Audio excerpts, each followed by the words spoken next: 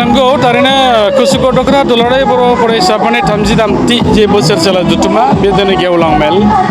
दा बेयाव गोबां हाबाफारि लानानै बिथांमोनहा जुथुमानि गेजेरजों थांखि बिथांखि आजावनानै लादों दिनै गेवलां मेल बे गेवलां मेलाव आङो रायजो राजाफोर बिथांखौ खावलायदों दिनै जिहेतुके बिटिआर सरकारा मानगोनां प्रमद बर' दैदेननाय जे सरकार बे सरकारा दिनै फरेस्ट राइट एक्ट 2006 बेखौ लानानै जोंनि रिजार्भ ओनसोलाव दिनै गोबांथार रायजो राजाफ्रा रायजो जानानै दं आरो बेवहाय मोननै केटेगरिनि हा थायो मोनसेया जाहैबाय फरेस्टजों रिकगनाइज होजानाय हा बे हा हुफ्रा अलरेडि डाक नाम्बार गासिबो थाजोबो जुबानबन्दी थायो आरो मोनसेया जाहैबाय जायफ्रा सिक्रिटि मोनाखै बे सिक्रिटि मोनै माखासे गामिफोर दङ दा बै गामिफोरखौ फरेस्ट राइट एबा फरेस्ट डुवेलार एक्ट 2006 खौ दहाय होनानै जिहेतुके दा हा पाट्टा होनो थाखाय माखासे गोबां हाबाफारि आजावनानै लादों जों नुदों हा मेला एबा भुमि मेलाबो जादों बेनि गेजेरजों हा पाट्टा होनो नागिरदों दा बेनिखायनो एफआरसि कमिटि बाव दङ फरेस्ट राइट कमिटि आरो लोगोसे दुलाराय बर' फरायसा आफादाबो बिनि थाखाय खामानि मावदों पार्टियाथ' मावखादोंआनोसै दा बेनिखायनो रायजो राजाफोरखौ आङो बिथांमोनखौ खावलायदों बे हाबाफारियाव जाहाथे रावबो लेहेमिया खालाया बयबो जाहाथे गोसो गुदुङै बयबो दावगानानै फैनांगौ खारन हाखौ लानानैनो मोनसे हारिया थांनानै थायो हा नङाबा जोंहा जेबो गैया आरो हाखौ लानानैनो जोङो बै समनि जे जोंनि दैदेनगिरि बिथांमोन दङमोन उदयाचल लानानै दिनैसिमहालागै बड'लेण्ड जे दाबिनाय उदयाचल जे दाबिनाय बे जाबाय जोंनि हाखौनो लानानै जों दाबिदों बेनिखायनो संकसनिफ्राय लानानै सदियासिमहालागै ओरै साहा फारसे जेसेबां फरेस्ट ओनसोल दङ बेवहाय रायजो जाबोनाय साफ्रोमबो मानसिफ्रा जाहाथे हा गैयाबालानो थानाङा बिनि थाखाय दिनै सरकारा मोनसे मोजां हाबाफारि लादों गोनांथि हाबाफारि लादों बेनिखायनो आङो दिनै गेवलां मेलनि गेजेरजों खावलायदों जेबाव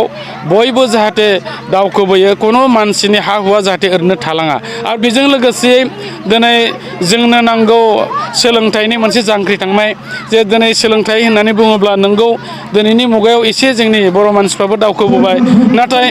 जों जुदि गुबुन हारि एबा दानि जुगजों जुदि बेखौ कम्पेयार खालामनानै नायोबा बेबो थोजासे नङा दा बेनिखायनो फैबावनांगोन देग्लायथ' मोजां जों बुंनांगोन जेराव माने एपिएससि गुबुन गुबुन डिपार्टमेन्टआवहाय बर' मानसिफ्रा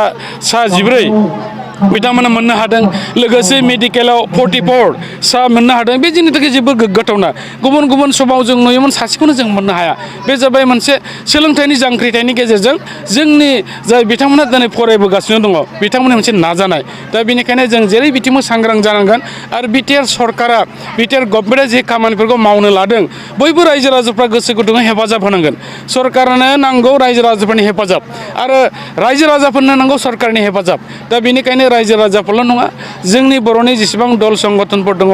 आङो दिनै खावलायनो सानदों बयबो फै जोंनो कनस्ट्राक्टिभ मोनसे साजेसन हो डिस्ट्राक्टिभ नङा मोनसे जाथिया जौगानोबा डिस्ट्राक्टिभजों मालाबाबो जौगानो हाया मोनसे सोरजिलु बिबुंथिनि गेजेरजों सोरजिलु मोनसे सोंखारिनायनि गेजेरजोंसो जोङो दावखोनो हायो बेनिखायनो जों